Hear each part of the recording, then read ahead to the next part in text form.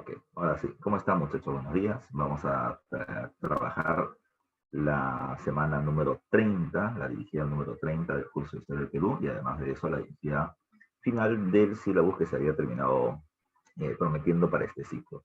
La clase anterior hemos trabajado la primera etapa del gobierno de Alberto Fujimori entre el año 1990 y 1995.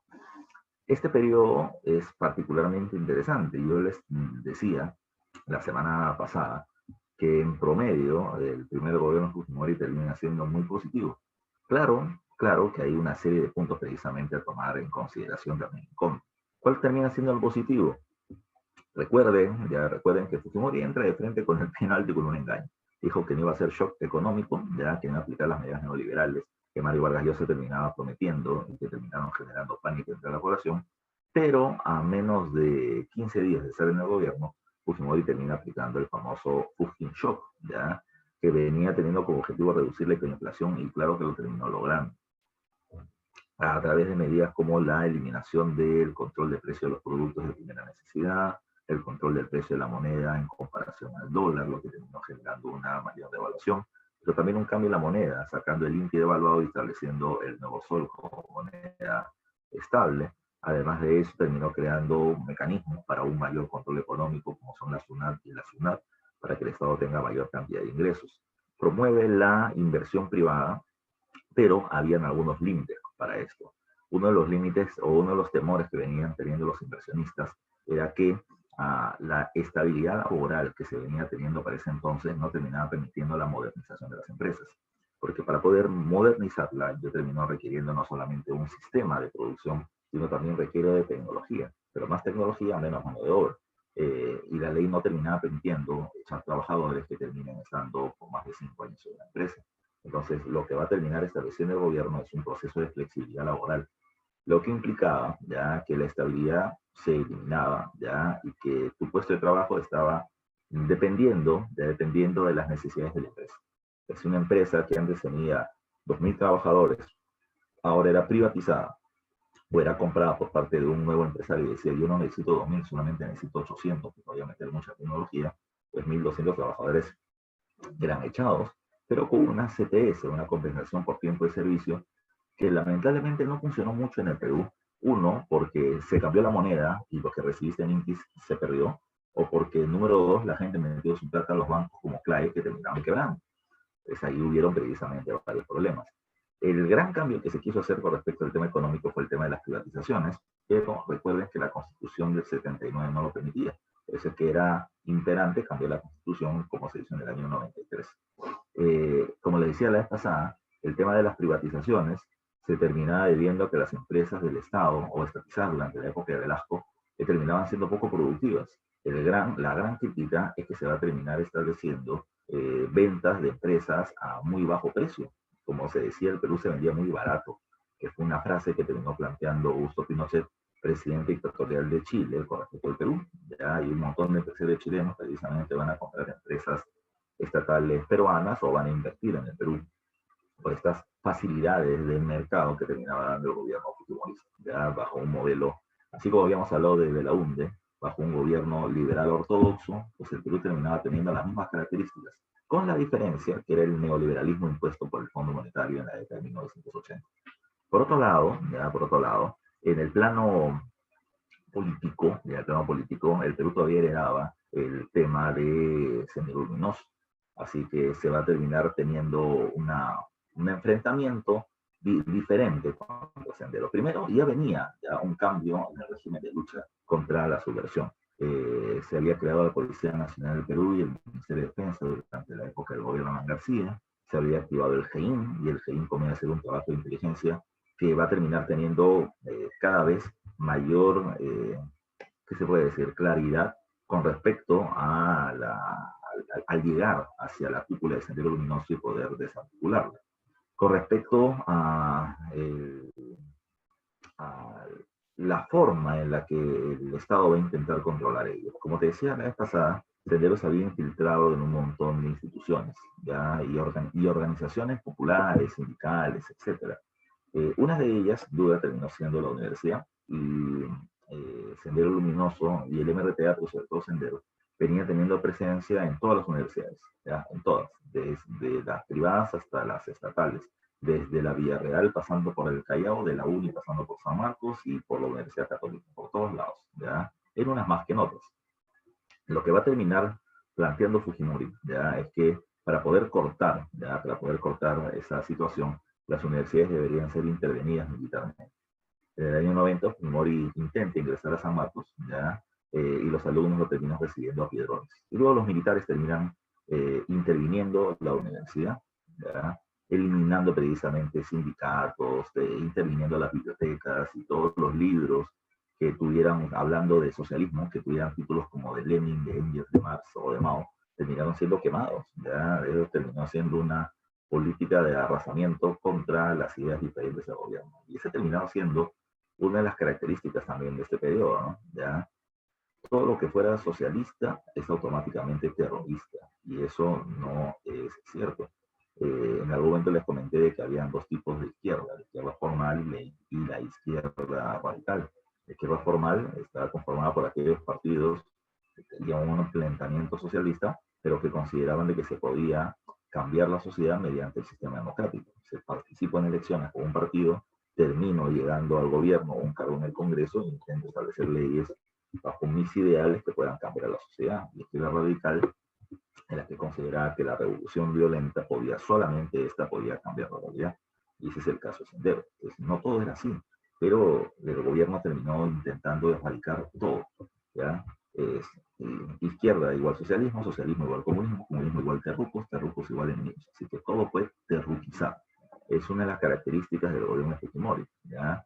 Ahora, cuando se hacen las intervenciones en las universidades, insisto, van a terminar pagando justos y pecadores. Todos van a terminar pagando, ¿ya?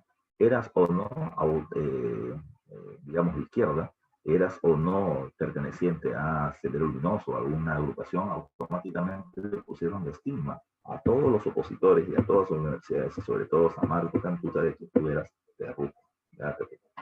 Pero bueno, la cuestión también es que se van a terminar haciendo comités de intervención, es decir, los rectores van a ser retirados y el Estado va a terminar poniendo rectores a dedo, que están manipulados y visitados también por parte del gobierno. Entonces, se va a terminar haciendo algo bien fuerte. Yo recuerdo que me contaban los profesores, porque ingresé en el año 2000 a la universidad, que, por ejemplo, los profesores estaban dando clase y los militares estaban con su fusil en la puerta escuchando las clases. O sea, había también un proceso de amedrentamiento, un proceso de hostigamiento, no había libertad de idea, no había libertad de expresión, ya porque automáticamente eras acusado de algo o investigado de algo. Todos los profesores terminaron siendo investigados precisamente por su posición social, política, sus contactos, ya sus reuniones, etcétera. Hubo una fuerte represión.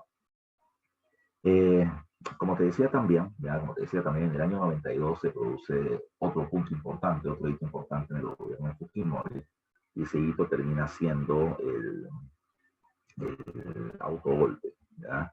Como te había comentado, Fujimori entre el año 90 y 92 va a terminar estableciendo una política asistencialista. Va a comenzar a realizar, por ejemplo, la construcción de comedores populares, pista, agua, desagüe, luz, ya en lugares de la periferia de Lima que antes ningún presidente había llegado. Eso siempre hay que tomarlo muy en cuenta. Así que construye lo que la gente quería, o sea, construcciones pequeñas, colegios, postas médicas, etcétera, pero que para la población terminaban siendo fundamentales. Ahora, ¿eso está bien? Por supuesto que está bien. ¿Cómo conseguía la plata del gobierno? Mira, en el año 85, Alan García había diseñado un ministerio llamado con el nombre de Ministerio de la Presidencia. Es decir, el presidente venía con su ministerio y tenía una partida económica para poder hacer obras puntuales. Y se había desactivado cuando comenzó el gobierno Fujimori por el Congreso, considerando de que terminaban teniendo fines asistencialistas, populistas y con fines de ganar el respaldo de la población y ganar posiblemente votos para el futuro. O sea, tener una política de clientelismo.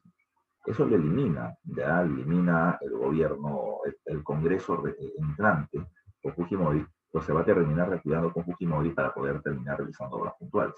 ¿Cuál era su argumento? Te dije la vez pasada, como el Congreso se demora demasiado en hacer leyes y en tomar medidas y los ministerios también, entonces el presidente va a tener una partida económica para poder hacer obras puntuales. El inconveniente está en el uso político precisamente que se va a hacer de ello. Por eso te decía, populista, ya termina realizando obras en sectores populares, pero no para el cambio de la realidad ya general de este periodo, sino para poder tener el apoyo de la población, ¿ya? Y de esa manera poder conseguir votos a futuro y el nombre del clientelismo. El CONCODES, ya con lo que hacían los colegios, el PRONAA, como se terminaba dando alimento barato a los lugares populares y otras instituciones venían cumpliendo ese fin. Y como te comentaba, Fujimori cada vez que terminaba inaugurando algo, no le faltaba tiempo para poder decirle a los medios de prensa de que todo esto se podía hacer, pero se podía hacer más si es que el Congreso no fuera tan obstruccionista. Se terminó jugando esa campaña ya permanente de desprestigio hacia el Congreso, quien terminó siendo desprestigiado, y Fujimori utilizó el caso para poder darles un golpe de Estado. El 5 de abril, con el apoyo de las Fuerzas Armadas y siendo su nexo precisamente para ello Vladimiro Montesinos, se termina dando el golpe de Estado, cerrando el Congreso, reestructurando el Poder Judicial, lo que implicaba terminar poniendo jueces del lado del gobierno, ya, y reestructurando una serie de tribunales que favorecían una centralización política. Les decía la vez pasada que con ello el gobierno Fujimori se caracterizaba por ser un gobierno autoritario. Y los autoritarismos se caracterizan precisamente por, número uno, controlar los diferentes poderes del Estado. Dos, establecer leyes en favor del gobierno. Y tercero, establecer, se me va la palabra, eliminar a la oposición política. En el segundo punto, ya en el caso del establecimiento de leyes favorables al gobierno, recuerden que Fujimori, presionado por la OEA, va a terminar restableciendo el Congreso de la República. Bueno, un Congreso Constituyente, SCD, que va a terminar estableciendo una nueva constitución, la del año 93, y que venía teniendo esa constitución dos características. La reforma en el capítulo económico para establecer las privatizaciones, el modelo neoliberal, y segundo, el derecho del presidente a poder reelegirse. Entonces, esa ley evidentemente era favorable para él y se están manipulando leyes en favor del gobernante. Repito, autoritarismo. Tercero, la eliminación de los partidos políticos o de los opositores. Bueno, no va a terminar existiendo una eliminación física de muchos, y yo no de muchos, porque sí existió. Recuerden que se va a terminar creando el destacamento Colina, que es el más conocido, no voy a decir el único, pero que va a terminar realizando asesinatos selectivos a gente que era considerada por el gobierno o senderista, o posiblemente senderista, o enemigo del gobierno.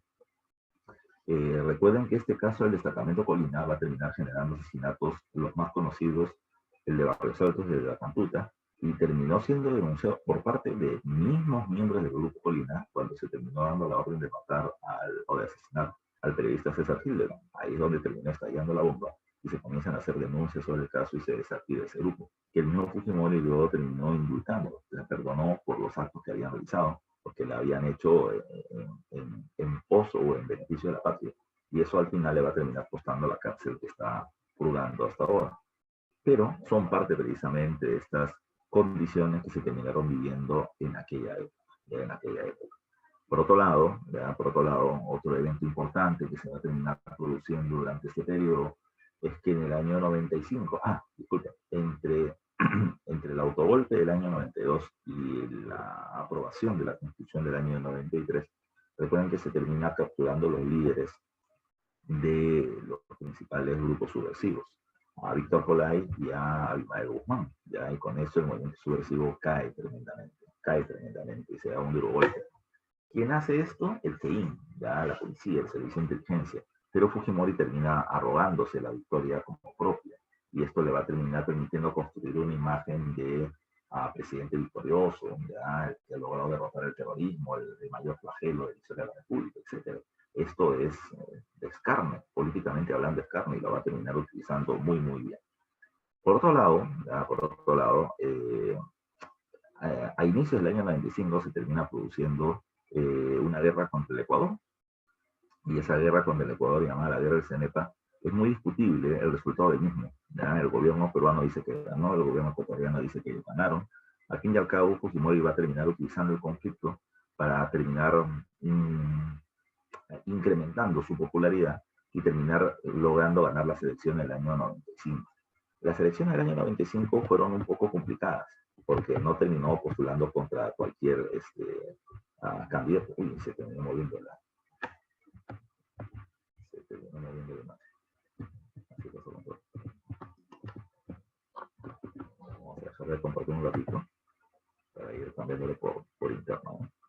Ya te decía que Fujimori no competía contra cualquier candidato. Fujimori competía contra ya, el ex secretario general de la ONU.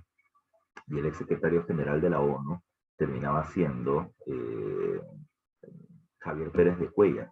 Él había sido algo así, como te decía, creo la vez pasada, como presidente del mundo, y ahora venía a ser candidato a la presidencia de la República en el Perú, y terminó siendo derrotado precisamente por Alberto Fujimori, y no terminó perdiendo, o no terminó ganando Fujimori de manera apretada. Fujimori terminó ganando con 65% de los votos en primera vuelta, de tal manera que su victoria terminó siendo incuestionable, ya desde el punto de vista electoral.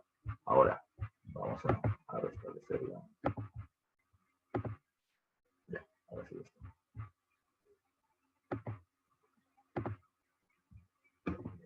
Entonces, la victoria es incuestionable, ya la victoria es incuestionable por la popularidad que había alcanzado Fujimori en su primer gobierno.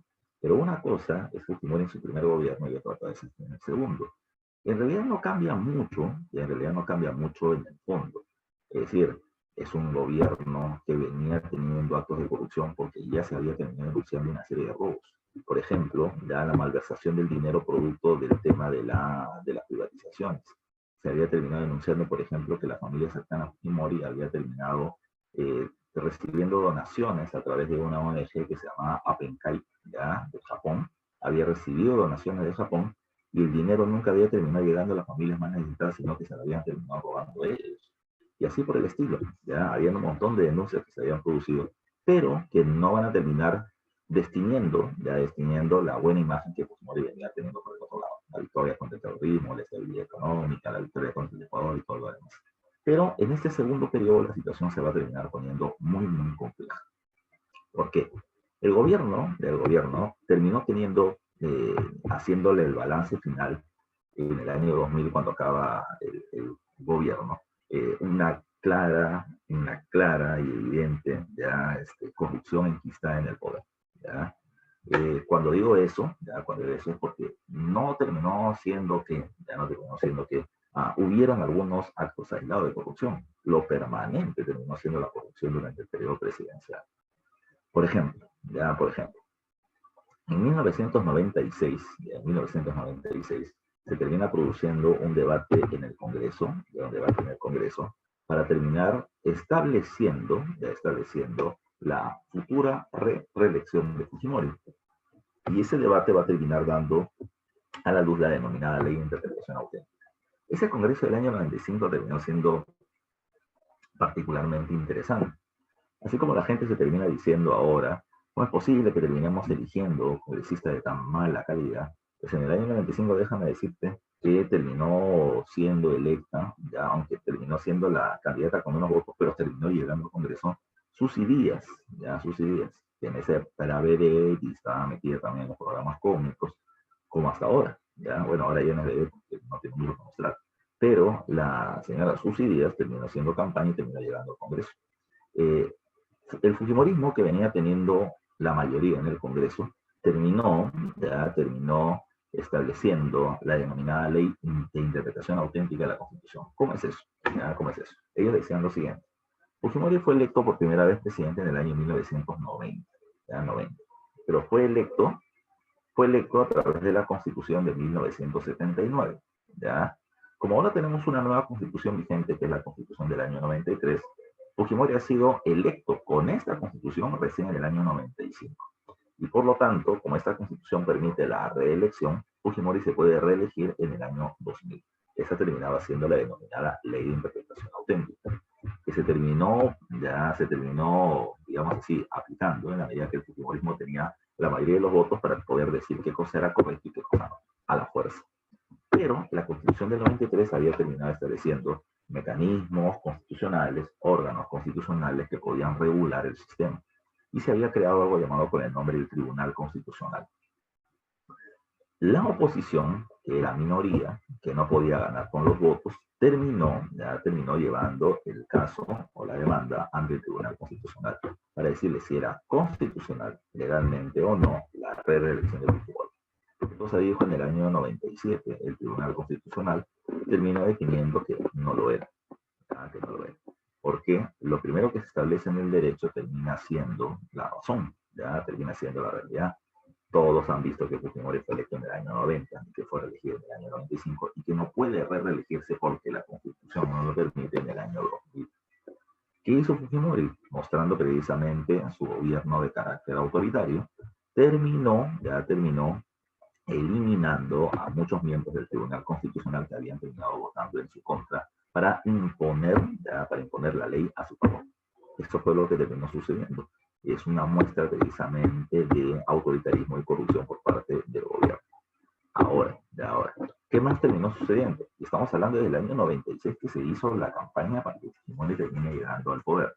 Se van a terminar estableciendo campañas psicosociales, es decir, se va a terminar generando cortinas de humo para poder mantener distraída a la población con respecto a temas importantes del gobierno, como el tema de la corrupción. Y eso desde el principio, ¿no? Ya en los años 90, o a inicio de los años 90, se comenzó a encontrar una ola de vírgenes que lloran. ¿Ya? Ese fue un caso muy especial. La primera terminó siendo, no me acuerdo si era una imagen de la Virgen de Fátima en el Callao. ¿Ya?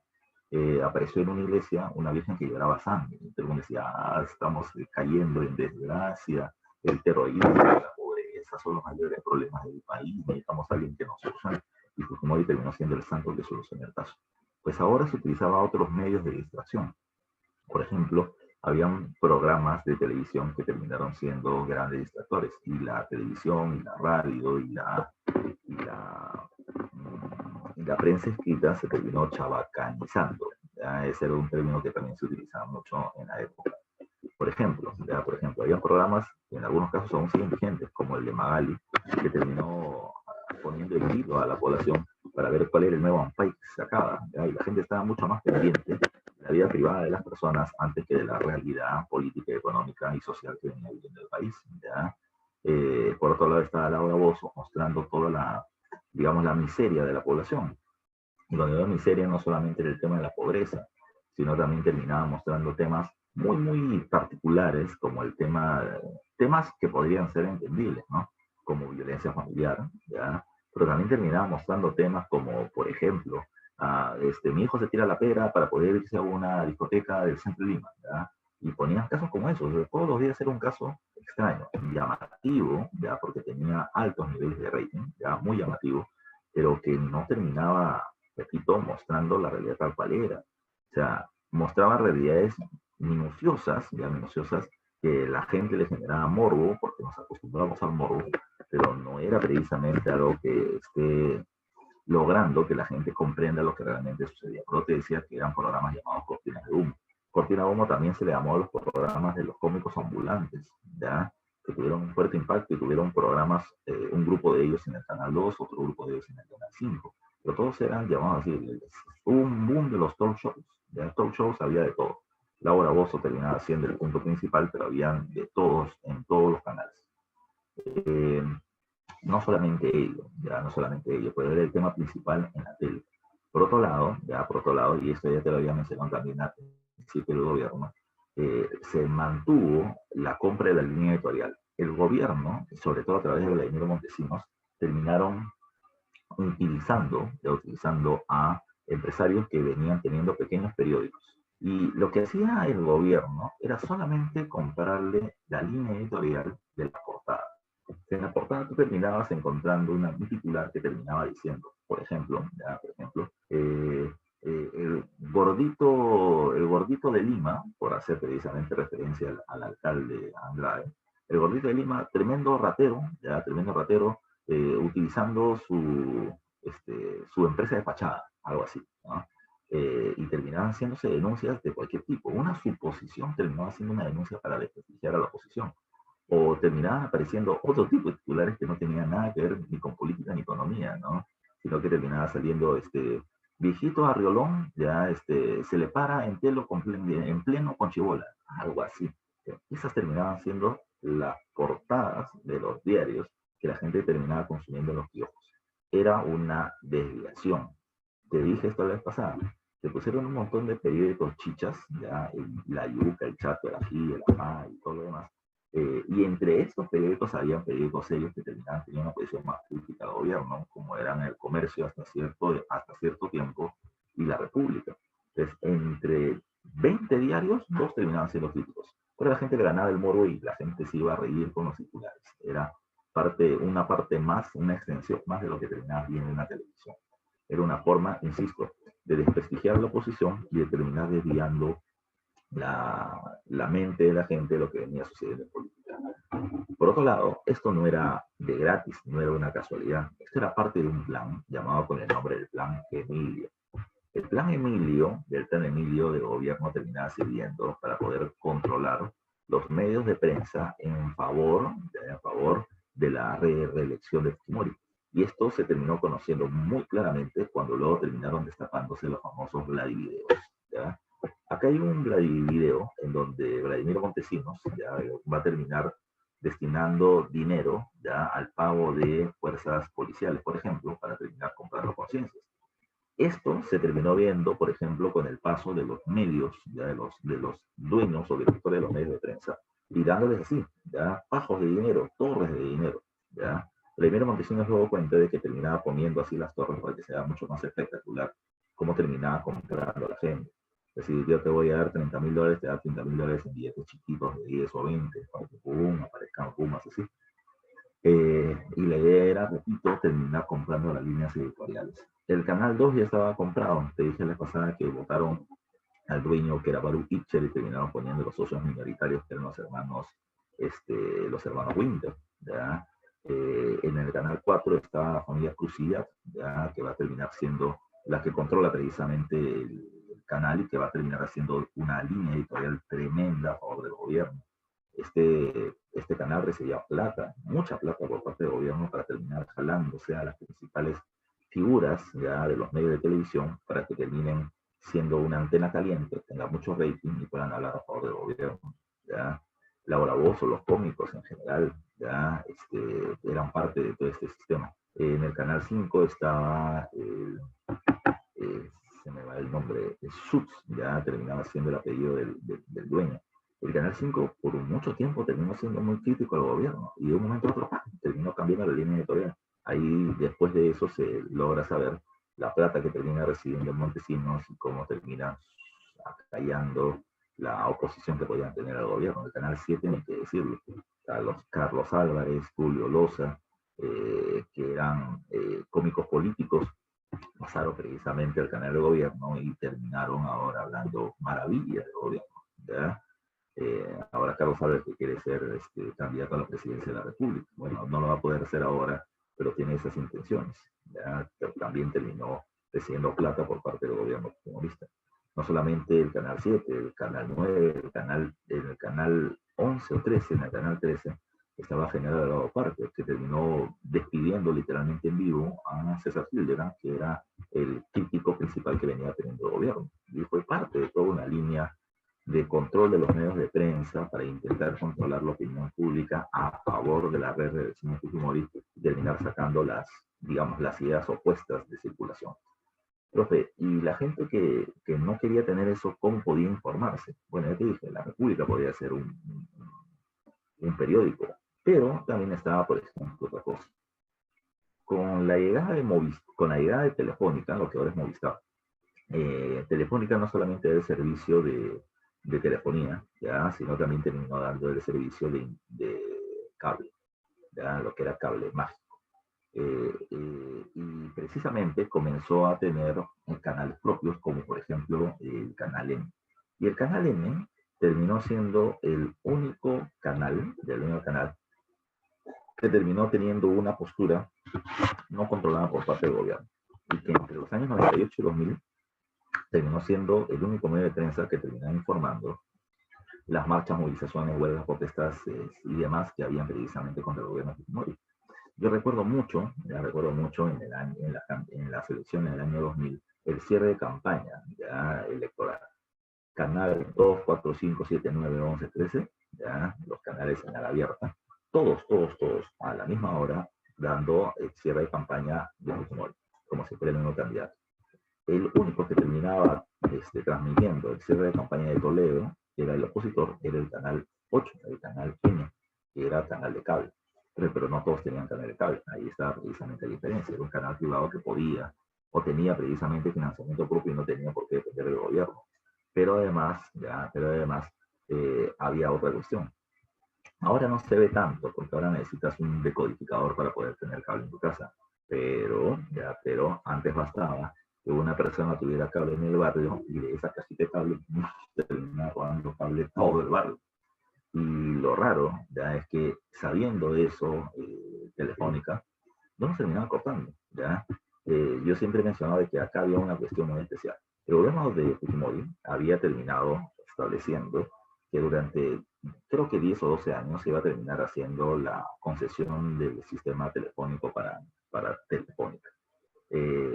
Entonces, lo que estaba haciendo en realidad Telefónica era presionar al gobierno. O sea, lo que ellos querían era una extensión de su contrato y el gobierno no se los quería dar. Como no me lo quisiste dar, entonces comienzo a permitir que todo el mundo piratee el cable para que todo el mundo pueda estar informado de lo que está pasando y pueda tener una visión crítica contra ti. Una vez que se termina acabando el gobierno Fujimori, pues el gobierno de Alejandro Toledo va a terminar firmando la extensión del contrato a favor de Telefónica. Se terminó siendo parte también de una cuestión política. ¿Ya? La política no solamente lo hacen los políticos, también lo hacen las empresas. ¿Ya? ¿Por qué? Porque tienen que buscar beneficios y favorecimientos para sus intereses. Otra cuestión más, estamos hablando del tema de la organización política, pero hay otros eventos que también se van a producir en esta época.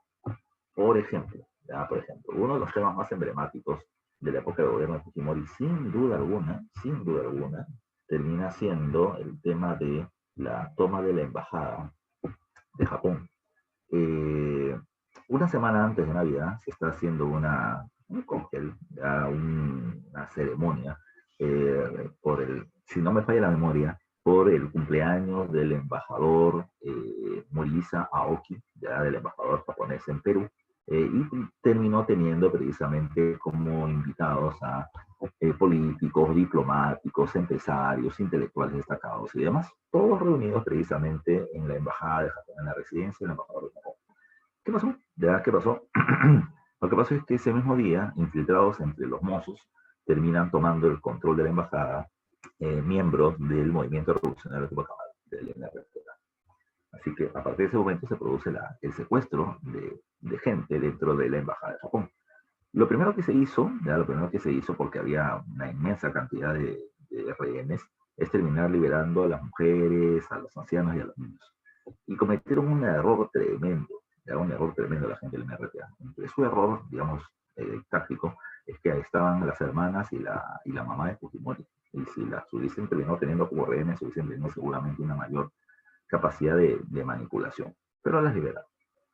Quedaron solamente varones y entre los varones terminaron quedando militares, miembros del servicio de inteligencia, como Luis Pietri, terminaron quedando políticos, diplomáticos, etc.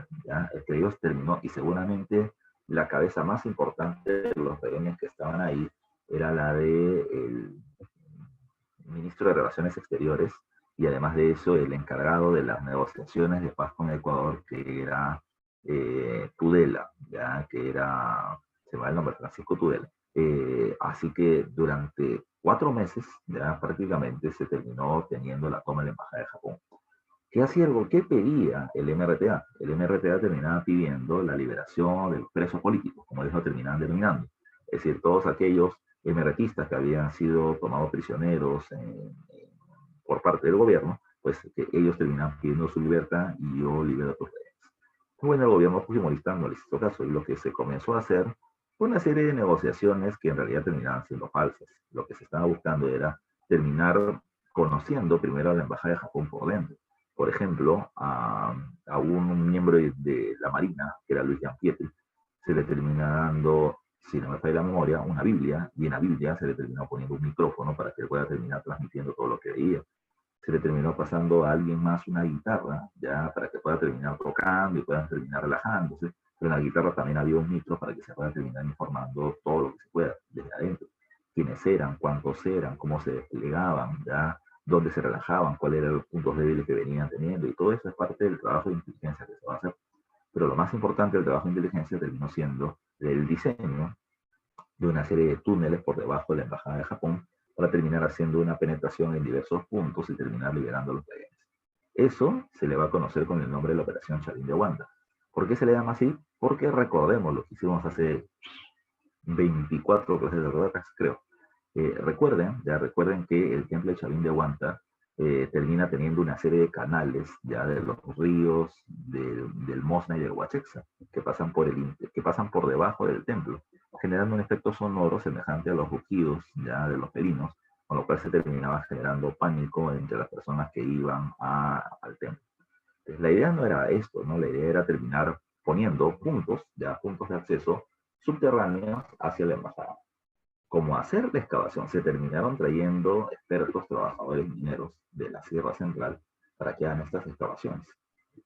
Y cuando se hizo todo esto, mientras se iban acercando la embajada por los ruidos precisamente que se iban a hacer, se terminó poniendo parlantes fuera de la embajada, ya se terminaba tocando el himno nacional, y música militar, y música patriótica, y pasaban los tanques, en realidad era para poder generar bulla, porque abajo estaba pasando la bulla producto de todas las excavaciones que se terminaban haciendo. Finalmente, el día 22 de abril de 1997, en horas de la tarde, fue entre 1 o 4 de la tarde más o menos, ya se terminó estableciendo el ingreso de los militares, de los militares del operativo de Chalín de Huanta, y logran rescatar a todos los rehenes, menos a uno, ¿ya? Luis Justi terminó siendo el juez, ya, que terminó recibiendo salado, ¿eh? Porque ni siquiera recibió un balazo en la cabeza, sino que terminó recibiendo un balazo en la pierna, ya en la pierna, pero le cayó en la arteria femoral, que terminó teniendo un desangramiento que generó su muerte. De todos los militares que intervinieron, 2 terminaron falleciendo, aunque otros terminaron recibiendo también heridas de bala y algunas mutilaciones. Y de los separatistas murieron todos los que estaban ahí. Se terminó acusando de que fueron asesinados, es decir, de que ya se habían rendido y papá les metieron balas. Eso ya está, para mí está bien, ¿ya? Pero era una cuestión de producto de la intervención que es probable que los terminen matando y así lo terminaron haciendo. Lo que sí hay que tomar en consideración es que es considerada, y eso sí le doy la razón a los humoristas, es considerada la misión de rescate de rehenes más exitosa que se ha terminado teniendo en el mundo. En esos mismos años ya se terminó produciendo la toma de un teatro, en Rusia por parte de separatistas de la región de Chechenia que estaban pidiendo su independencia. El gobernante de la época era Vladimir Putin. Y Vladimir Putin, ¿qué hizo? Terminó mandando a las fuerzas especiales, terminaron matando a todos los terroristas que habían entrado al teatro, pero también terminaron matando como 130 personas ya de la misma población civil. El gobierno dijo, yo con ellas no voy a terminar negociando. El gobierno Fujimori tampoco negoció, simplemente prolongó la toma de la embajada para terminar viendo sus debilidades y terminar recuperando la vida de los rehenes. Repito, otro punto a favor precisamente Fujimori con el tema de la toma de la embajada de Japón, pero el tema ya estaba colapsado porque van a haber algunos otros problemas que van a debilitar tremendamente al gobierno. Entre el año 98 y el año 2000 la situación se puso muy complicada para Fujimori. ¿Por qué? Porque uno de los puntos exitosos del gobierno es que había crecimiento económico. ¿Por qué? Porque ya sabemos que se había reducido la inflación, habían llegado un montón de inversiones, ya sea por privatizaciones o por inversiones que venían de cero al Perú, y la situación económica andaba en positivo. Pero en el año 1997-98 hubieron algunos problemas en contra. Primer problema en contra, fenómeno del niño. Fenómeno del niño. Entre finales del año 97 y inicio del año 98 se va a terminar produciendo un mega niño. Todos ustedes han vivido un fenómeno del niño fuerte, de grandes dimensiones, que es el del año 2017.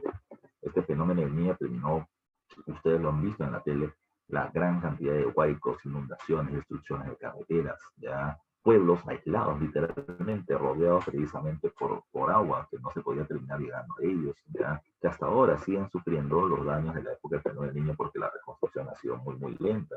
Pero todo eso, ya igual como lo viste en el año 2017, es lo mismo que se terminó teniendo en la región de Fujimori.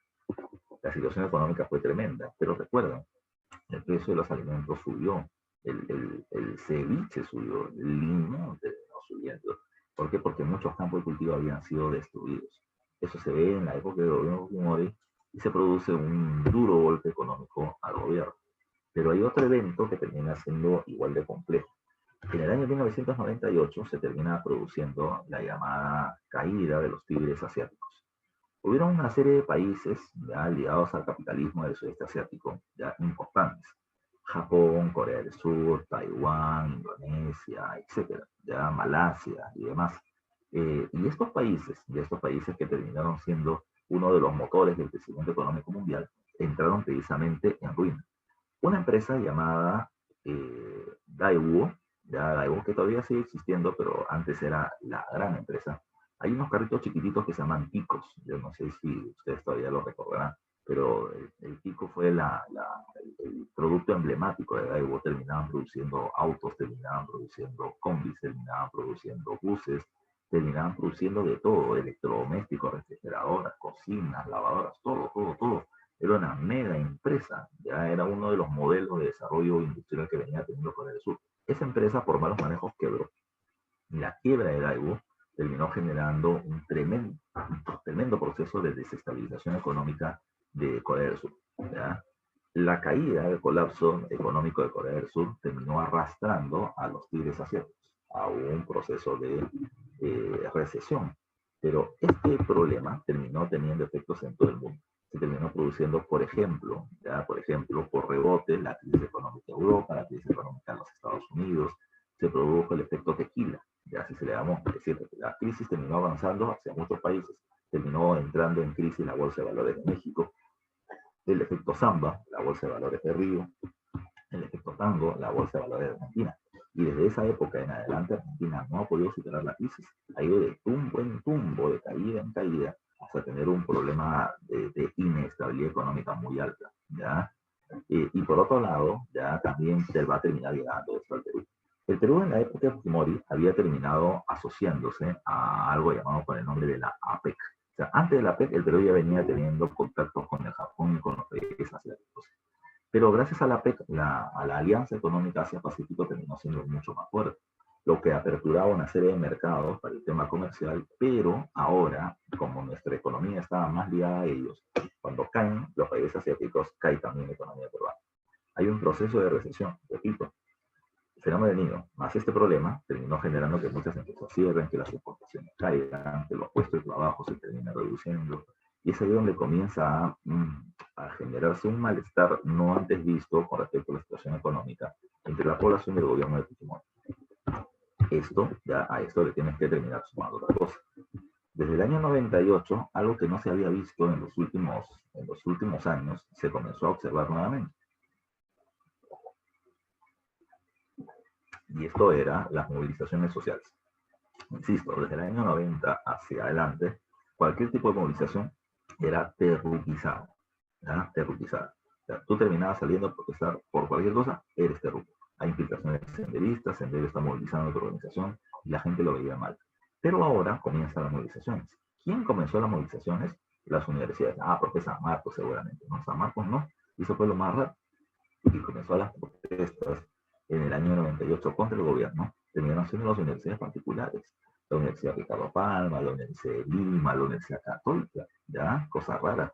San Marcos, ¿por qué no? Porque San Marcos estaba intervenida por parte de los militares. Había terminado, digamos así, debilitado las organizaciones de base de los estudiantes y por lo tanto no había forma de cómo protestar.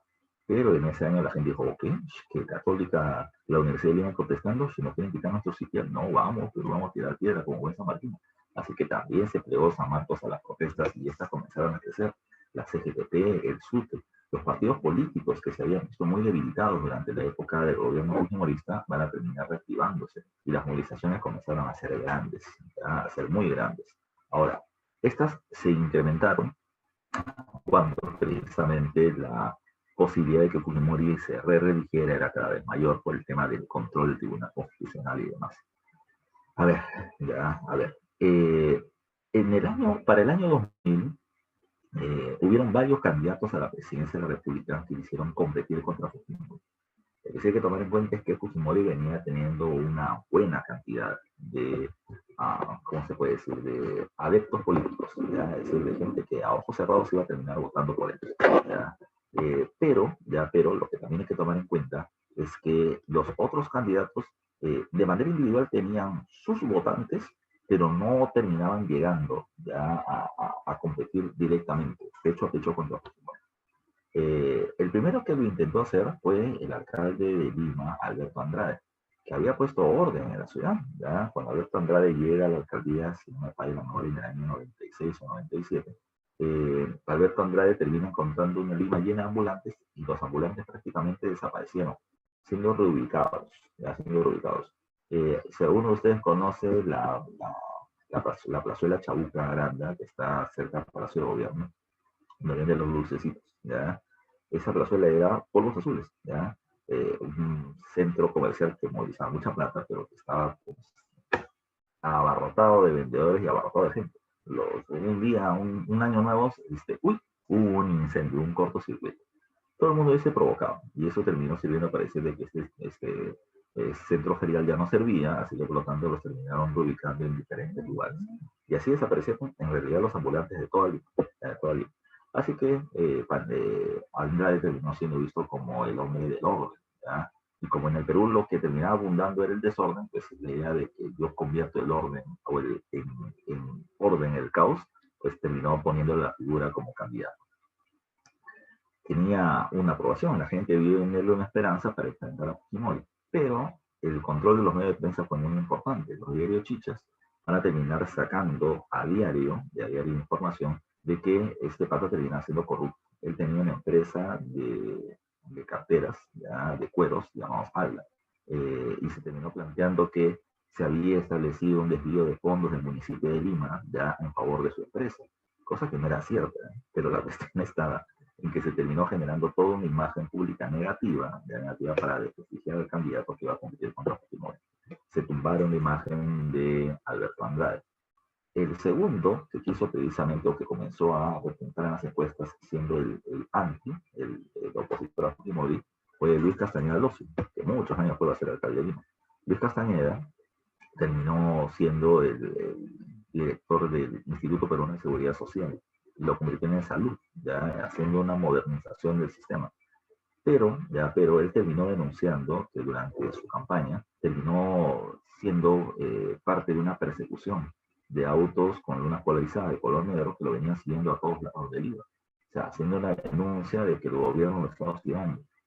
Y lo que hicieron los diarios chichas fue terminar planteando de que, ay, mira cómo renea Luis Castañeda Locia. Él termina teniendo miedo, ¿ya?, de que autos negros lo terminen siguiendo. Pero Fujimori terminó enfrentando al terrorismo. Si él enfrentó al terrorismo y lo pudo vencer, y luego se queja precisamente por autos que lo siguen, ese presidente va a poder vencer al terrorismo si vuelve a reaparecer en el Perú. Se terminaba haciendo la imagen a diario, que se terminaba siendo un cobarde y que no tenía los pantalones para poder llegar a gobernar. Así que la imagen de Castañeda también fue debilitada y sacado del camino en el proceso electoral. Al final, ¿quién quedó? El tercero que toma la posta para intentar enfrentar a Fujimori fue Toledo, ¿ya? Alejandro Toledo, de Perú Posible. Alejandro Toledo era un caso particular y había sido candidato a la presidencia de la República en el año 95, sin éxito y con muy pocos votos. Pero ahora aprovecha, digamos, el envión, ¿ya? Aprovecha de que ya los partidos políticos se dieron cuenta de que uno contra Fujimori no iba a poder vencer, de que si se tenía que restablecer la democracia, pues todos tenían que terminar sumándose. Y esta termina siendo la actitud que se va a tener. Acá precisamente hay un meeting que se terminó haciendo frente al Hotel Sheraton, que terminaba siendo el centro de concentraciones de los mítines y las protestas contra el gobierno fujimorista, con una gran pancarta que decía democracia, ¿ya? Así que todos los partidos se van a alinear a la candidatura de Toledo. Profesor, Toledo tenía de dónde ser agarrado. Sí, comenzó a circular la información de que Toledo terminaba teniendo algunos, digamos, algunos vicios, ¿ya? Unos vicios que terminaban siendo el alcohol, las mujeres y las drogas. Eso es lo que se terminaba acusando de Toledo. Se decía además de que este pata había terminado teniendo una orgía, ¿ya?, con algunas bebés y mujeres, y al parecer había sido grabado. y se va a terminar diciendo de que no, que se había sufrido un secuestro. Nunca se dijo de qué, pero eso es lo que circulaba en el secuestro. Todo el mundo está esperando de que se termine haciendo un ataque a través de los medios de prensa chicha con respecto a eso. Y terminó diciendo de que acá había un sistema de manipulación por parte del gobierno, y de inteligencia, de Vladimir Montesinos para proteger a la gente. Así que los partidos políticos pusieron la piedra en alto, pusieron el parche, ¿no? Este pata ha sido capturado, ha sido secuestrado, o tal vez ha sido drogado, ¿ya? Ha sido obligado a hacer cosas que no quiere, o sea, de frente pusieron el parche por si algún video salía. Así que la imagen de Toledo terminó siendo protegida. Yo recuerdo mucho a su esposa, Eliana Carr, muy odiada también por parte de la población, bueno, pues tenía una dama, pero esta antropóloga belga terminó explotando mucho la imagen de Toledo por sus rasgos evidentemente indígenas, ¿ya? Terminaron utilizándolo con la imagen utilizaron el Incarri, ¿ya? Eso es algo que a mí siempre me llamó la atención y a todos los investigadores. En una en un meeting en el Cusco, en el cierre de campaña de Toledo en el Cusco, Toledo aparece vestido de inca, ya vestido de inca, y la gente comenzó a gritar Pachacute, Pachacute, Pachacute. Entonces terminó siendo un uso de sus características étnicas al terminar reviviendo esta idea de la revaluación y la restitución del Tahuantinsuyo. A pesar de todo, la elección del año 2000, si bien hubieron varios candidatos en lista, la pelea terminaba siendo Fujimori contra los antifujimoristas, encabezados por Toledo. En el proceso electoral, cuando se da el famoso flash de las 4 de la tarde, conteo rápido de los votos que se habían terminado emitiendo, se terminó planteando en los medios de prensa de que Toledo había ganado en primera vuelta. Todo el mundo celebraba la caída de la dictadura y todo lo demás. Pero al pasar de las horas y haciéndose el conteo de los votos, la cuestión comenzó a cambiar. Salía que Fujimori terminaba ganando en primera vuelta, o tendía a eso. La gente se molestó, salió a las calles y terminó haciendo protestas ya por el centro de la ciudad. Y el gobierno, al darse cuenta de que las protestas eran muy graves y que no estaban de acuerdo y consideraban que había un fraude en el proceso electoral, dejaron de contar y dijeron segunda vuelta. Para la segunda vuelta se terminó planteando que no habían las garantías para que se termine siendo transparente y Toledo decide renunciar. A pesar de eso se hace la segunda vuelta y Fujimori termina ganando, ¿ya? Cuando Fujimori gana, lo que va a terminar planteando Toledo es la formación de una gran movilización nacional en contra de la toma de gobierno por parte de Fujimori, al cual se le llama como la Marcha de los Cuatro Suyos. Se convocó gente de todas partes del país para que vengan hacia Lima y se termina haciendo una protesta para los días 26, 27 y 28 de julio. 28 cuando Fujimori va a juramentar y se le va a poner nuevamente la banda presidencial.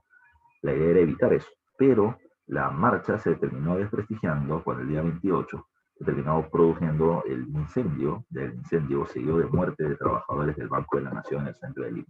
Porque luego se termina conociendo, esto terminó siendo una explosión programada desde fuera, ¿ya? Que el Servicio de Inteligencia lo hizo para desprestigiar la marcha y terrorizarla nuevamente, ¿ya? ¿Qué pasó? Esto terminó generando que las protestas que estaban en alza comenzaron a caer porque la gente entró en pánico de lo que estaba sucediendo. Pero, si bien eso no tumbó al gobierno, un mes y medio después se termina produciendo la famosa emisión del Vladimir. Aparece Vladimir Montesinos, ya Vladimir Montesinos que está acá, ya era asesor del Servicio de Inteligencia Nacional, que en realidad terminaba siendo el primero o el segundo hombre más poderoso del país junto con Fujimori, ya reunido con Alberto Uribe Machar. Ya, él era el hermano del presidente del alcalde del Callao, ya, y que había ido al Congreso con Perú Posible, ya, del partido de Alejandro Toledo. Desde que se producen las elecciones, Alejandro Toledo comenzó a denunciar que un montón de sus, digamos, de las personas que habían entrado con él al Congreso, se habían pasado al mundo fujimorista, y los que no habían terminado recibiendo el ofrecimiento de dinero para terminar pasándose al fujimorismo. Era una denuncia que el gobierno lo intentó poner como la denuncia de alguien que ha sido derrotado y que no quiere terminar viendo precisamente su derrota, pero ahora terminó denunciándose eso. ¿Ya? Se vio como en un video Montesinos le ponía algo de $15,000 en billetes muy pequeños, poniéndole rumas de dinero a Alberto Puy para que pase al partido fujimorista. Él terminó diciendo, no lo voy a hacer, o sea, no voy a pasar por la lo que voy a hacer es un topo. Yo voy a seguir en el partido de Perú Posible, te voy informando de lo que está pasando adentro, inclusive me pagando este dinero mensual. Y Vladimir lo aceptó. Esto lo terminó denunciando ya desde el Congreso Fernando Olivera. ahí está precisamente el día que termina mostrando el video que se va a terminar transmitiendo. Él y Luis Iberico son los que muestran el video, este acto de corrupción muy claro. ¿Quién lo terminó entregando? Esa era la gran pregunta de la época. Lo que dijo Fernando Olivera es que esto lo había terminado entregando un patriota. Luego se especuló que había terminado siendo alguien de servicio de inteligencia en la Marina, que terminó haciendo los videos y se robó uno y lo terminó entregando, etc. Pero al final la gente se enteró del caso. ¿Quién había terminado dando el video? Lo había terminado dando Matilde Pinchi Pinchi, ¿ya? Un caso, una figura emblemática de esta lucha contra la corrupción, siendo ella muy corrupta además. Matilde Pinchi Pinchi era la secretaria de Vladimiro Montesinos y además su amante. Vladimiro Montesinos estaba casado. Tenía a su amante, que se llamaba Jacqueline Beltrán, Agapita, una joven muy guapa, ¿ya? La segunda amante era Matilde Pinchi Pinchi, ¿ya? Y Vladimiro Montesinos tenía otras. Pero lo que le molesta a Matilde Pinchi Pinchi es que ella la desplazan del segundo puesto de amante y la terminan poniendo por encima de ella a Laura Bozzo, ¿ya? Así que esto, no hay peor enemigo que mujer herida. ¿Qué es lo que hizo ella? Se terminó robando algunos videos de servicio de inteligencia, los terminó pasando a la oposición, se terminaron transmitiendo y chau, gobierno Fujimori. Ese mismo día, las protestas van a ser muy fuertes, muchos congresistas se dieron cuenta de lo que había pasado, sabiendo que ellos también habían recibido dinero, comienzan a renunciar al Congreso, comienzan a denunciar lo que ha terminado pasando. Ese mismo día, el ministro de Economía, Boloña y Fujimori le van a terminar dando una indemnización por tiempo de servicio a Montesinos por $5 millones para que se vaya del país, ¿ya? Fujimori comienza a seguir a Montesinos, que supuestamente había regresado al Perú para intervenir sus casas, ¿ya? Y para ver las pruebas de la corrupción, cuando en realidad comenzó a buscar un montón de videos en donde él terminaba saliendo, y fue todo un escándalo, ¿ya? Se terminó teniendo un fiscal falso para terminar levantando documentación, ¿ya? Que Montesinos podía tener en contra de él, todo un caos, ¿ya? Y fue todo un espectáculo deplorable. El día 16, 2 días después de la emisión del primer video, Fujimori sale a la prensa a dar un mensaje de la nación planteando de que el gobierno había colapsado y que por lo tanto él iba a terminar convocando nuevas elecciones presidenciales en las que él evidentemente no se había presentado. Pero la gente dijo ya que había el fujimorismo, pero no dijo cuánto, ni dónde, ni cómo iban a ser las elecciones. 2 meses después casi, se termina produciendo una reunión de la APEC, ya en Brunei, como jefe de Estado. Y luego de esa reunión se va a Japón, donde saca su partida de nacimiento japonesa. Y termina asilándose en Japón y renunciando vía fax, ya, a su cargo de presidente. ¿Qué cosa es lo que pasó? El Congreso de la República no acepta la renuncia y lo terminan vacando, lo terminan sacando de su cargo por incapacidad moral permanente. En el mismo Congreso había una serie de movidas, el fujimorismo se había evitado, o sea, todos los que terminaron siendo tránsfugas, que terminaron pasándose hablando del fujimorismo, o renunciaron, o se terminaron quedando calladitos, aislados y terminaban ganándose la menor cantidad posible. Los mismos fujimoristas ya no sabían qué hacer porque evidentemente se había caído el telón del Congreso y el fujimorismo ya estaba muy evitado. Los vicepresidentes habían renunciado, así que ¿quién tomaba el control del gobierno? Hubo un cambio en el Congreso, ¿ya? La presidenta del Congreso había sido Marta Chávez, la sacaron, ¿ya? Y ponen como presidente del Congreso a Valentín Daniabo. Como el presidente fue vacado y el cargo estaba vacío, porque no había vicepresidentes, la mesa directiva del Congreso, el presidente de la mesa directiva del Congreso se unía a la presidencia de la República y ese es Valentín Daniabo Corazao. Ya, ahí está la imagen el día en que se termina poniendo él como presidente. ¿Por qué no ponen a él? ¿Por qué no ponen a otras figuras políticas emblemáticas? Como, por ejemplo, aquí está Anel Tausen, ¿ya? Por ejemplo, o el candidato a la vicepresidencia de Toledo, que terminaba siendo, se me fue el nombre de este tío, pero muy conocido en la época. Se me fue ahorita el nombre. O sea, había un montón de personas que pudieran haber asumido, incluso apristas. La pregunta es por qué Valentín Paniagua. Porque el Partido de Acción Popular era un partido débil. ¿Ya? Eso es lo mismo que terminó pasando en este proceso cuando se termina generando la caída de Merino.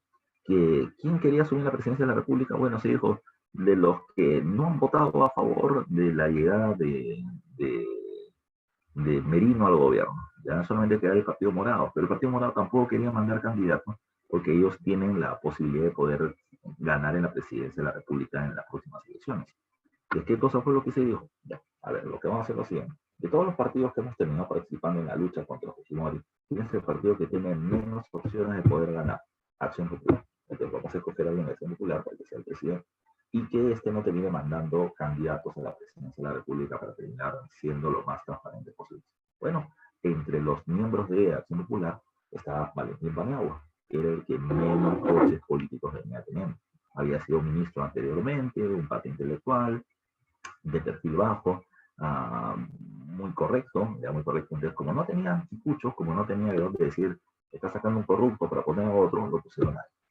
Paniagua automáticamente terminó formando un gabinete que se llamaba en este momento de Luco, que estaba encabezado por Javier de Cuellar y varios otros personajes de la vida política y técnica peruana a nivel internacional y terminaron llegando a ser ministros en el Perú. Con él se restituye la institucionalidad democrática, se establecen los juzgados anticorrupción. Un montón de gente que había terminado participando en el gobierno del humorismo terminaron siendo procesados legalmente por temas de corrupción. Vladimir Montesinos, que estaba en Venezuela, terminó siendo capturado y terminó siendo apresado en el Perú. Pero además de eso, ya los dos casos, los tres puntos más importantes del gobierno de Paniagua fueron los siguientes.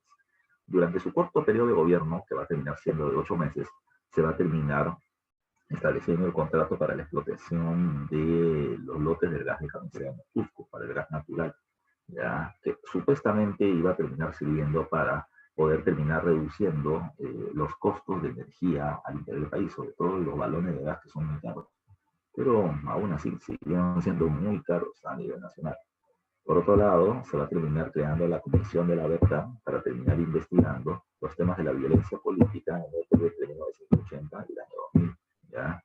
Y el tercer punto, y lo más importante del gobierno de Paniagua, es que este, como dice el título, era un gobierno de transición. O sea, su objetivo no terminaba siendo quedarse en el poder, su objetivo terminaba siendo estar solamente durante algún tiempo para terminar convocando elecciones democráticas limpias para el año 2001.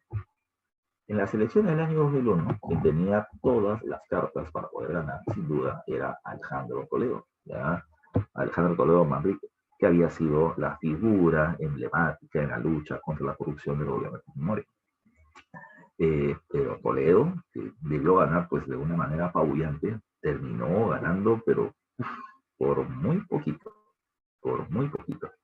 En estas elecciones, ¿por qué la imagen de Toledo, repito, que debió haber sido aplastante, ganó en segunda vuelta y de manera apretada contra Alan García, que había venido después de 10 años al Perú, acusado precisamente de corrupción a más no poder, y que ahora terminó llegando a la segunda vuelta presidencial, bueno, gracias a su tremenda capacidad de convencimiento.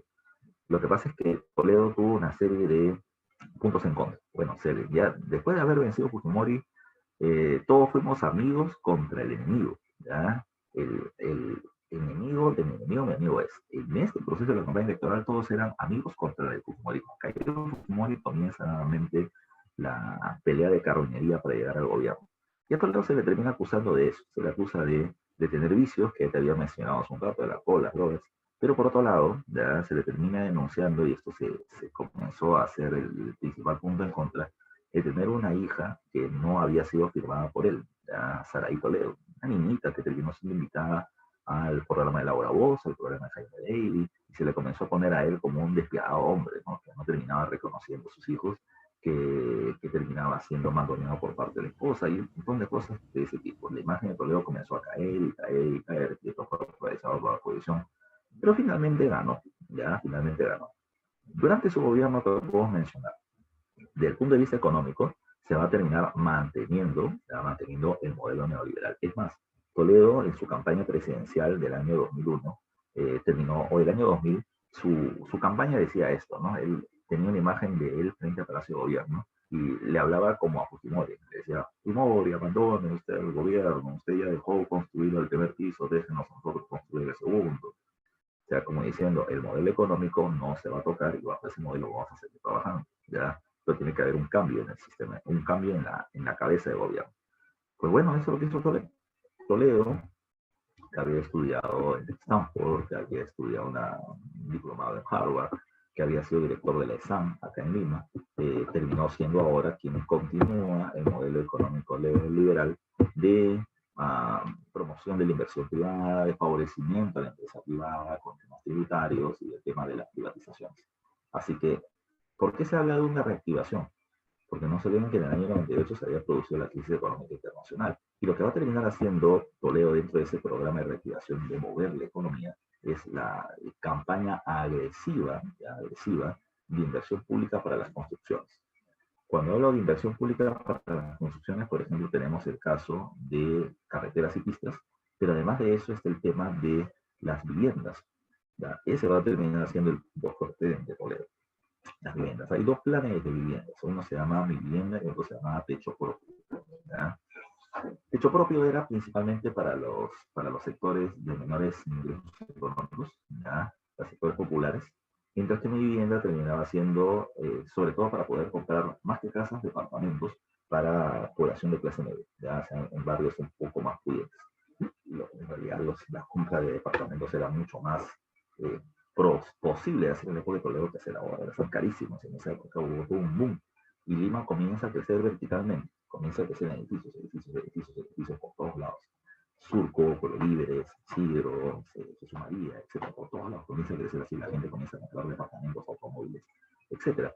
¿Por qué te digo que eso reactiva la economía? Porque construir un edificio implicaba industria del acero, industria del cemento, inmobiliario, vidrio, sistema eléctrico, ya, televisores, cámaras, con eso se movía un montón de industrias paralelas y en la construcción directamente, generando un montón de puestos de trabajo. Eso reactiva la economía. Los empresarios estaban muy contentos porque el gobierno favorecía a ellos. Hay una crítica muy dura que se le hace a Toledo, que durante su gobierno no se va a terminar haciendo muchas obras sociales, ¿ya?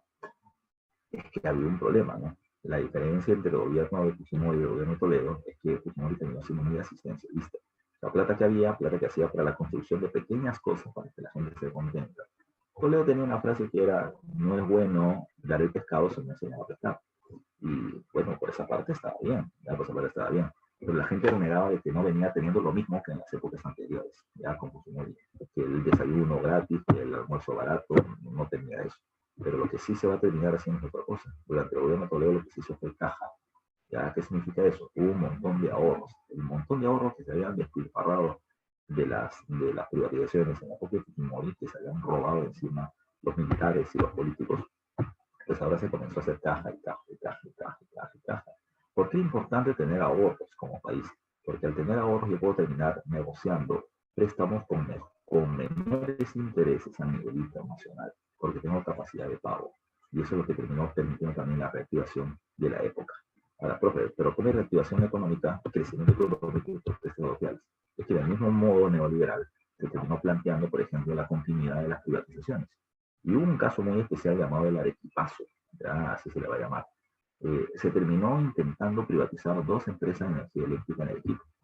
Y eso terminó generando una grave protesta de la población, porque la gente terminaba relacionando privatización con aumento del precio de los servicios. Y por eso estuvieron movilizaciones tremendas. Yo recuerdo mucho de esto. ¿Por qué? Porque terminó haciéndose la protesta en Arequipa y se terminó enviando primero a negociadores por parte del gobierno. La gente lo hacía a piedrones, literalmente. Fue quien era no me acuerdo si era primer ministro o ministro de Educación, Díaz Canseco, y la gente lo agarró a piedrones y le levantaron la cabeza. Lo siguiente que hizo el gobierno fue terminar enviando a un sacerdote, ¿ya? Y al sacerdote nadie le terminó tirando una piedra, ni lo insultaron. ¿Por qué? Porque le mete una piedra al padrecito y Diosito no va a castigar. Así que con eso se calmaron un poco las aguas, se eliminaron las privatizaciones, pero fue parte de esta situación de aprobación de la inversión, pero no a la privatización. Un caso muy complicado lo que terminó viendo el Perú, pero Toledo terminó teniendo seguramente como el tema más álgido de su gobierno, el tema de las protestas sociales. Por otro lado, se termina revisando el informe final de la CBR. Está Toledo precisamente dando a conocer uno de los textos gigantes precisamente que va a tener la CBR sobre el informe final de la comisión, en la que se terminaba mencionando, y creo que está acá, esto, ¿qué cosa es lo que terminaba poniendo en resumen la CBR en su informe final?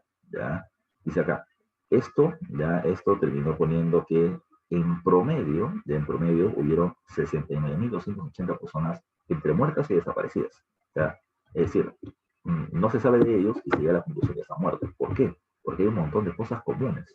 Porque, por ejemplo, cuando los militares asesinaban a gente que eran terroristas o supuestamente terroristas, había una zanja y ¡pam! Hueco, cosa común.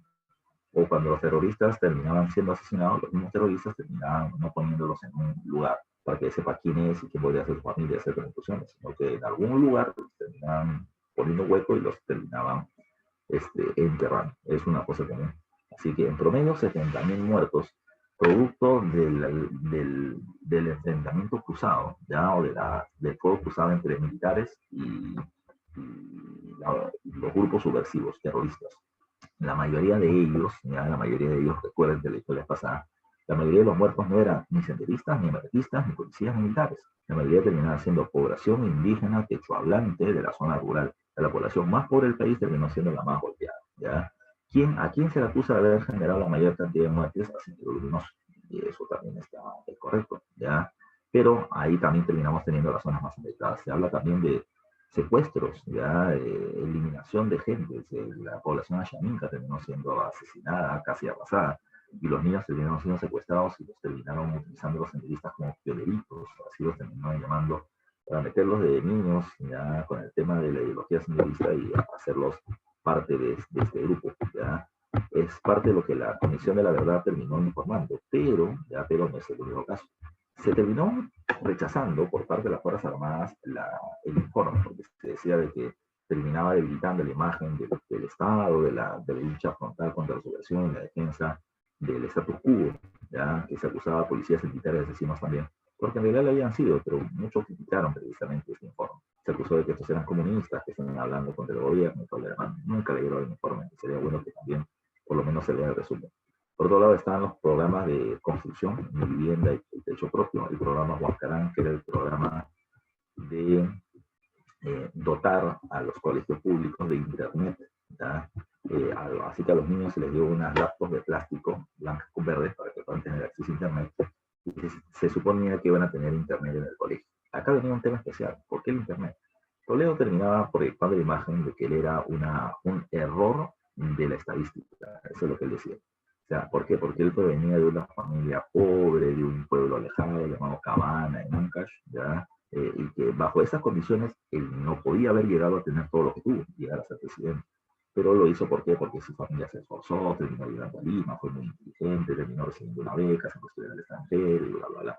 Entonces, la educación es el principal medio de ascenso social. Así que él decía, bueno, no se le puede dar una educación privada de alta calidad a todos, pero si es que se le da internet, tiene la herramienta para poder conseguir información del mundo.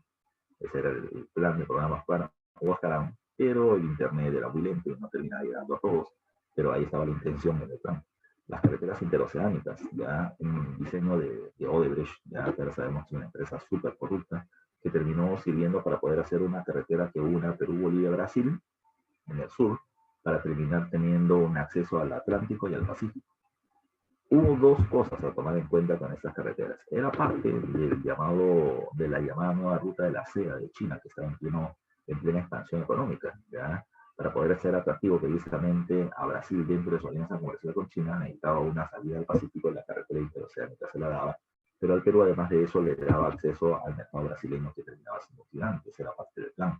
El problema es que se concesionaron todas las carreteras y Odebrecht va a terminar cobrando cifras estratosféricas precisamente por hacer estas pistas que estaban hechas a medias además, con una gran cantidad de corrupción en el medio, compra de funcionarios para que firmen los contratos sobrevalorados, y cosas que saben que hasta el propio Toledo terminó recibiendo plata para eso. Finalmente, ya con Toledo se comienzan a hacer los TLCs, los tratados de libre comercio, para terminar cobrando aranceles cero ya a la importación y exportación de mercancías por los países con los que se tenga este acuerdo bilateral. El primero con el que se firma el TLC es con los Estados Unidos. Luego de haber tenido un acuerdo llamado el APPDA, ya que servía precisamente como una prueba para el TLC, se firma eso. Llega al Perú por primera vez un presidente norteamericano, llega George Bush, y a ver el desplazamiento de seguridad que se hizo, parecía que venían los extraterrestres, ¿ya? Pero era parte de esta Finalmente, Toledo acaba su gobierno, ya Toledo acaba su gobierno, hubo una desaprobación, ya, con una falta de aprobación popular muy fuerte. Toledo tenía en promedio 8% de aprobación popular. Pero cuando acaba su gobierno, la gente dijo, uy, como que le hemos mucho con palo a Cholo, ¿no? Ya, el Cholo Toledo. Así que Toledo, en la última recta de su gobierno, llega a tener un 30% de aprobación, porque la gente consideraba que la economía había estado muy bien durante la época de Toledo, sin duda alguna. Eh, pero se termina haciendo un tránsito nuevamente electoral. En el proceso electoral del año 2006, el candidato de fuerza terminó siendo Humala. Humala era el candidato que terminó, digamos, recogiendo el rechazo hacia el sistema neoliberal, poniéndose como un candidato de izquierda cuando no lo era. Él era nacionalista y el nacionalismo no tiene nada que ver con el socialismo. Pero terminó, digamos así, concentrando el descrédito del neoliberalismo y teniendo una fuerte candidatura. La otra candidata importante era Lourdes Flores Nano, del Partido Popular Cristiano. Y el tercero era Alan García. Alan García fue muy hábil, muy hábil, muy hábil. Él terminó poniéndose en el centro de los polos. Acusó a Humala de ser chavista, izquierdista, que iba a llevar el Perú al sistema venezolano, que la crisis económica era inminente, y puso a López Flores Nano como la candidata de los ricos. Ya, así que él terminó saliendo con una frase que era pan con libertad. O sea, yo voy a terminar dando lo que ofrece Toledo, lo que ofrece Humala, pan para el pueblo, pero sin la restricción de las libertades políticas que termina poniendo el chavismo. De eso comenzaron a acusar permanentemente a Humala, y Alan García terminó ganando las elecciones en el año 2006. Un gobierno que mantiene el modelo neoliberal, que mantiene el crecimiento económico, pero que va a terminar siendo acusado de actos de corrupción tremendos, como el tema de Odebrecht, que al final hacen que se suicide, ya como varios de ustedes lo deben recordar o conocer. Entra Humala, de Humala, y Humala va a continuar el modelo neoliberal, aunque con menos crédito, porque la situación económica después de la crisis del 2008 en los Estados Unidos se debilitó también, pero también va a ser acusado de recibir plata del chavismo en su candidatura presidencial, y eso también hace que él termine siendo investigado. Plata de Odebrecht y del gobierno venezolano. Y al final entra Kuczynski en el año 2016, ¿ya? Entre Toledo, disculpa, entre Humala y Kuczynski, los dos tuvieron como principal, digamos, contendiente para llegar al gobierno a Keiko Fujimori, ¿ya? Y se hizo igual, que en el año 2000 se hizo una alianza anti-retorno del Fujimorismo. Y Keiko terminó teniendo votos muy fuertes, ¿eh? Ya una cantidad de aprobación muy fuerte por parte de la población, pero terminó ganando por el voto anti. La gente no quería el retorno al Fujimorismo, que hasta ahorita seguía siendo, o hasta ahorita sigue siendo uno de los puntos principales en la vida política nacional. Bueno, precisamente lo que pone este banner ya de la última página es cómo se terminó estableciendo un debilitamiento de la democracia, porque todos los candidatos que han llegado al gobierno de manera democrática van a terminar siendo investigados por algún tipo de acto de corrupción. Lamentablemente esa es nuestra vida política, ¿no? Ya el mismo Vizcarra también termina siendo vacado de manera medio extraña, pero también por lo mismo, ¿ya? Así que estamos en una inestabilidad política tremenda, ya que lamentablemente todavía hunde a nuestro país. Bueno, eso es lo que tenemos que ver, muchachos, por el día de hoy, que es precisamente la última clase. Y para terminar la clase vamos a compartir la pantalla con las dirigidas, ya para poder culminar la clase como se debe. A ver. Aquí está la dirigida, que está en tu aula virtual, por si acaso. Así que vamos a dar las clases. Dice, en las elecciones de 1995, Alberto Fujimori ganó las elecciones presidenciales bueno, le gana a Javier Pérez de Cuellar, ya, que era del Partido de la Unión por el Perú, ya, dice acá, produciéndose así una primera cuestionada relación, ya, en la que se usa precisamente la supuesta victoria militar contra Ecuador en el año 95, como te había mencionado. A ver, ¿qué más hay que tomar en cuenta? Pregunta número 2, la clave no te olvides es la bebecita en la 1. 2, medidas económicas aplicadas en el segundo gobierno de Alberto Fujimori. El Estado peruano acogió el Plan Brady. Sí, en el año 1995, el Plan Brady, ¿qué significaba? A ver, el Perú venía teniendo una serie de deudas con bancos por deudas de muchos años atrás, que terminaban siendo casi impagables. Entonces, el Plan Brady, que fue un plan económico propuesto por los Estados Unidos en el Fondo Monetario, es que estas deudas pasadas, que terminaban siendo muy difíciles de cobrar, se paguen, pero a un muy bajo costo. ya muy bajo. Es decir, si tenías una deuda de 6.000 millones de dólares como la venía teniendo Perú, pues podías terminar pagando entre 1.000 y 2.000 millones, pero la cuestión es que la pagues, ¿ya? Es como ahora, ¿no? Por ejemplo, uno tiene una deuda muy antigua y lo que hacen los bancos es venir a ofrecerte una oferta. Ya, compadre, si tú me debías 2.000, ya no me pagas 2.000, te pagas 1.500, pero para. Eso es lo que hizo el plan de idea a nivel internacional y se hace en el segundo gobierno de Fujimori. Está bien. Realizó el primer shock económico de la década del 90, ¿no? Eso fue el Fuji Shock del año 90, y estamos hablando del segundo gobierno. Pues eso pasa en el primero. Dice, redujo significativamente el pago de la deuda externa. No, ya, eso no se va a terminar haciendo, al contrario, ya, al contrario, se va a terminar pagando el 10% del PIB como parte de la deuda externa, como lo pedía el Fondo Monetario, y se va a terminar pagando de manera progresiva desde el año 90, no del año 95, ya venía desde antes. Así que la clave en la 2 es la de deber, solo uno es la clave. 3. Ordena los siguientes hechos de forma cronológica correcta. A ver, sublevación del comandante Humala, ya tanto de Ollanta como de su hermano Tauro, en Locumba, ya en Locumba. Esto va a terminar siendo hecho precisamente a finales del gobierno de Fujimori cuando este estaba de caída, ya. Así es donde los Humala terminan adquiriendo renombre político por criticar al gobierno fujimorista que ya estaba de caída en realidad. Ya toman un cuartel, ya un cuartel en Locumba, los Humala. Dice, esto se produce al final del gobierno. Rescate de los rehenes en embajada de Japón es en el año 96, guerra del Alto Cenepa es en el 95. Entonces, Cenepa, embajada de Japón y sublevación de los humanos. 3, 2, 1. La clave termina siendo C de casa. Pregunta número 4 dice, desde que a partir del año 97 se iniciaron las movilizaciones contra el gobierno, una de las consignas entonadas con más fervor fue, dice, el miedo se acabó. Ya, aquí, allá, el miedo se acabó. Esta terminaba siendo la frase completa. Ya. Dice, las manifestaciones del año 97 contra la destitución de los miembros del Tribunal Constitucional, ampliadas el año siguiente cuando el gobierno bloqueó la realización de referéndum sobre la segunda revisión y seguidas por marchas sindicales y estudiantiles, así como por movilizaciones regionales, especialmente en Iquitos y Tacna, estuvieron todavía asignadas por el fantasma del terrorismo. ¿Ya? O sea, siempre nos acusaban de terroristas a todos los que protestaban. Somos estudiantes, no somos terroristas, era otra de las frases que se daba. Era otra consigna esgrimida como escudo por los manifestantes que cada vez en mayor número se atrevían a reconquistar el espacio público. Porque antes no se protestaba porque se tenía miedo que se le diga a la gente terruca. Dice, y el texto se puede interferir correctamente o inferir correctamente que, dice, la ciudadanía rechazó la primera reelección de Fujimori, la primera no, la re-reelección. Y el gobierno no respetó la libertad de expresión, más o menos. El gobierno asocia movilizaciones con terrorismo, ese está mejor. ¿Ya? Así que la clave es la C de casa. Pregunta número 5. ¿Ya? Pregunta número 5. Valentín Paniagua, ya, Valentín Paniagua, dice, quien dirigió el gobierno de transición entre los años 2000 y 2001, pertenecía a las filas políticas de Acción Popular, ¿ya? Acción Popular, como te decía. ¿Por qué es importante esa pregunta?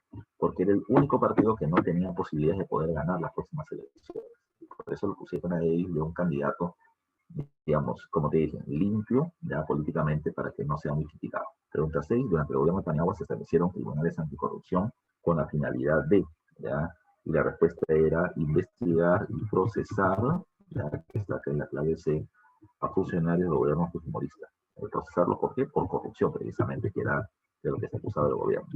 Pregunta 7. Una de las primeras medidas adoptadas por el gobierno de transición fue suscribir la declaración de Chapultepec, a través de la cual el gobierno peruano se comprometió a terminar respaldando la libertad de expresión. Eso es lo que daba ese gobierno. El gobierno comunista, todos los medios de prensa habían sido comprados y no se podía criticar al gobierno. Ahora no, ahora dice que ninguna ley o acto pueda limitar la libertad de expresión o de prensa en el país. Eso terminó siendo lo que está en la clave, que es la clave para esta pregunta. 8. La caída del régimen fujimorista dio paso al gobierno de transición encabezado por Paniagua, quien convocó un proceso electoral para el año 2000. Entre los candidatos destaca Toledo, quien luego ganó en las elecciones, quien explotó con imagen de representación principalmente.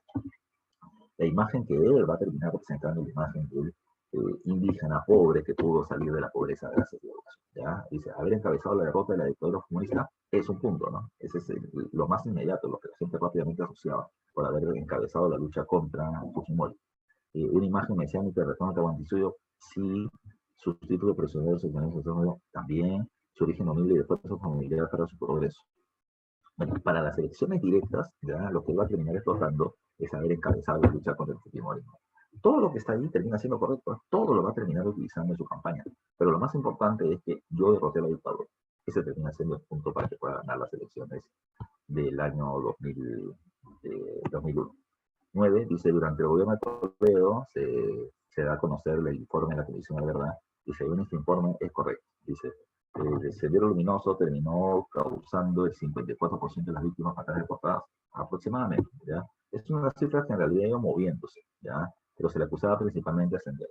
Las Fuerzas Armadas fueron responsables del 37% de los muertos, eso también termina siendo correcto. El conflicto se concentró en las principales ciudades de la costa, no porque fue principalmente en la zona de la sierra. Dice, a ver, las comunidades campesinas fueron las principales víctimas del conflicto y no tuvieron participación en la derrota de Sendero Luminoso. Falso, porque sí van a terminar teniendo participación a través de las llamadas rondas, ya los ronderos que van a ser importantes para eso. Entonces, la mejor clave acá termina siendo la A, que es 1 y 2.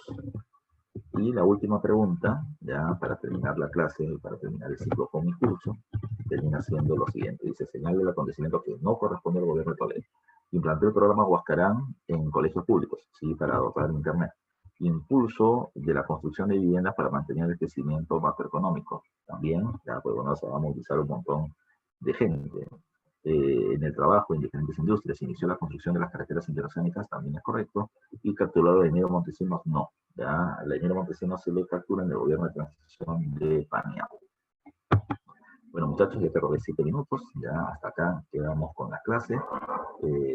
Así que mucho gusto por haberos tenido. A ver qué dice el profe. La pregunta 2, ¿qué clave es? A ver, la pregunta 2 es la D de dedo, solo la número 1 es correcta. ¿Ya? Así que, insisto, ya me despido, muchachos, con ustedes. Ya la siguiente semana que pasen una feliz Navidad y un feliz año nuevo en casa. Nos hablan, por favor, evitemos el contagio, evitemos que la ola siga creciendo. Es mi santo, el día 24, ni siquiera voy a poder celebrar como siempre he celebrado todos los años que empecé fiesta patronal. Ya no lo voy a poder hacer ahora, así que cualquier regalo lo pueden hacer. Te voy a dejar mi yape para que me yapes. Ya. Así que, muchachos, espero verlos el próximo ciclo porque todavía continúa el proceso, ya, el proceso de seguir estudiando para el objetivo de ingresar a la universidad. No se olviden que el examen va a ser único, no van a haber 2 exámenes, va a ser uno, y la posibilidad de ingreso termina siendo muy, muy, muy fuerte, ¿ya? Así que nos vemos con todos, muchachos, un abrazo a todos, chao Zairi, ¿ya?